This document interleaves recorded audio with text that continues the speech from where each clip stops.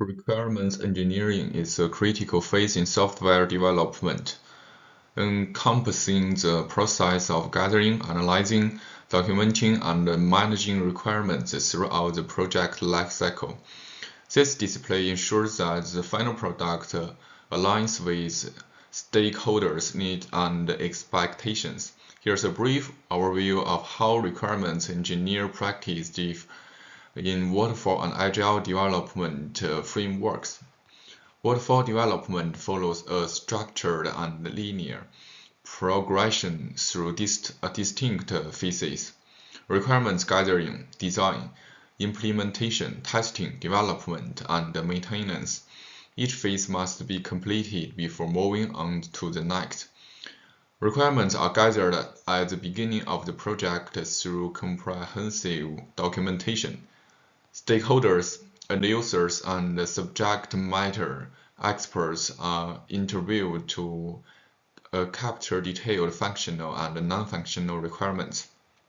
A significant emphasis is placed on documentation. Requirements are documented in a formal requirements specification document, which serves as a contract for developers and stakeholders.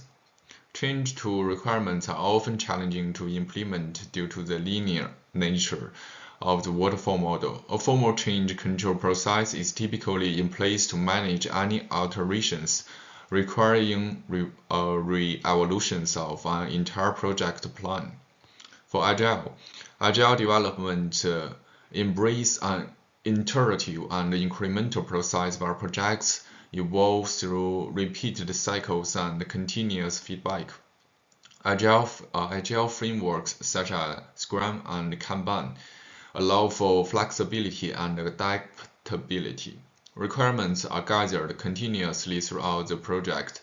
Initial requirements may be defined in the form of user stories, but they can evolve based on the stakeholder feedback and changing priorities.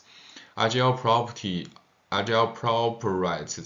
working software our comprehensive documentation. While documentation is still important, it is often kept lightweight and flexible, focusing on just enough detail to facilitate understanding and communication. Validation happens continuously through testing during each sprint. User acceptance testing is often performed at the end of each iteration, allowing for immediate feedback and adjustments based on actual user experience. And waterfall requirements in engineering phases. The first is requirements elicitation. Involves gathering detailed requirements from stakeholders, users, and domain experts through technicals like interviews, surveys, and workshops. Aims to capture all functional and non-functional requirements before moving forward. And the next is requirements documentation. The requirements are documented in detailed formal documents such as the software requirement specification. These documents provide a thorough description of systems behavior, features, and constraints.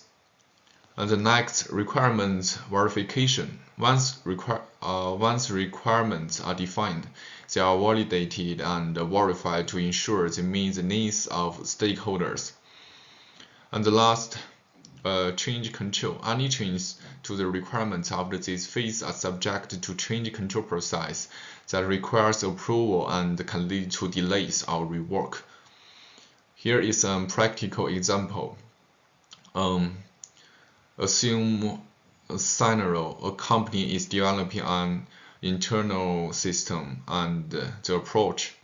The development team first conducts interviews with the HR and the finance departments to gather detailed requirements about calculations, tax deductions, and regulations. Our requirements are documented in the SRIs, covering everything from how the system will calculate our time and the user interface design.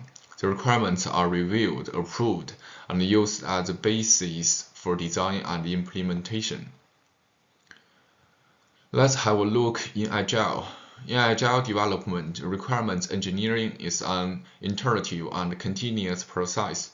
Agile teams embrace flexibility and adaptability, working closely with stakeholders to refine and evolve requirements over time. Requirements are captured in smaller manageable pieces called user stories and are adjusted based on ongoing feedback from stakeholders. The approach is customer-centric and places significant emphasis on collaboration and communication. The first initial requirements elicitation. The team gathers high-level requirements during the project kickoff, but does not aim for exhaustive documentation upfront. The next, user story creation. Requirements are broken down into user stories, small units of functionality that describe what the user needs and why. These stories are stored in the product backlog, prioritized by the project owner based on business value. The third, iterative refinement.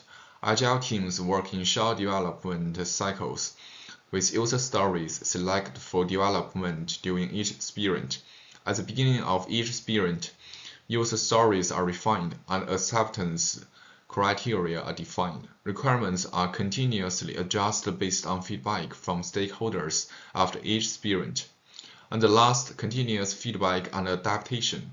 Regular interaction with stakeholders allows for continuous feedback, enabling the team to adapt to challenging business needs or market conditions. Here's also a practical example. A financial institution is developing a customer-facing mobile banking app. The approach is during initial planning, the develop team collaborates with stakeholders to create high-level user stories that define core functionality like account transfers and so on. And these user stories are added to the product backlog. The product owner based on the business goals. The team works in two-week sprints. After the first sprint, they develop the basic account transfer feature and present it to stakeholders during a sprint review. Based on the user feedback, the team modifies the requirements in the next sprint to add a feature for setting up transfers. As the project progresses, new features like two-factor and mobile deposit are introduced through additional user stories, allowing the project to evolve iteratively. And the last, we have a difference between waterfall model and agile model.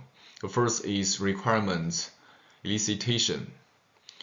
Stakeholders participate in initial meeting, interviews, and workshops to provide detailed requirements. The goal is to capture all functional and non-functional requirements at the start of the project. And for waterfall model, the second is requirements documentation. The gathered requirements are documented in formal documents such as software requirements specification (SRIs). This document serves as a contract between the stakeholders and the development team, detailing all system behaviors and constraints. Next, requirements validation. Once documented, the requirements undergo a formal review process, where stakeholders validate that they accurately reflect the intended system and fulfill business needs. The last is change control process. Changes to requirements after this phase require a formal change control process involving stakeholders' approval and potential design. Modification can be costly and time-consuming, often leading to scope creep and delays. And for agile requirements, the first is initial requirements elicitation. Agile does not aim to capture all requirements up front, focusing instead on creating a minimal viable product that can be refined over time. For user story creation, requirements are broken down into user stories, and user stories are often accompanied by acceptance criteria that define what success looks like for each story. For iterative refinement, requirements are refined at the beginning of each sprint through backlog grooming or refinement sessions. On continuous feedback, requirements are adapted and reproposed based on this feedback. For the minimum documentation, Agile emphasizes conservation. Our formal documentation requirements are often captured informally through user stories, conversations, and acceptance criteria rather than in detailed documents. That's all. Thank you.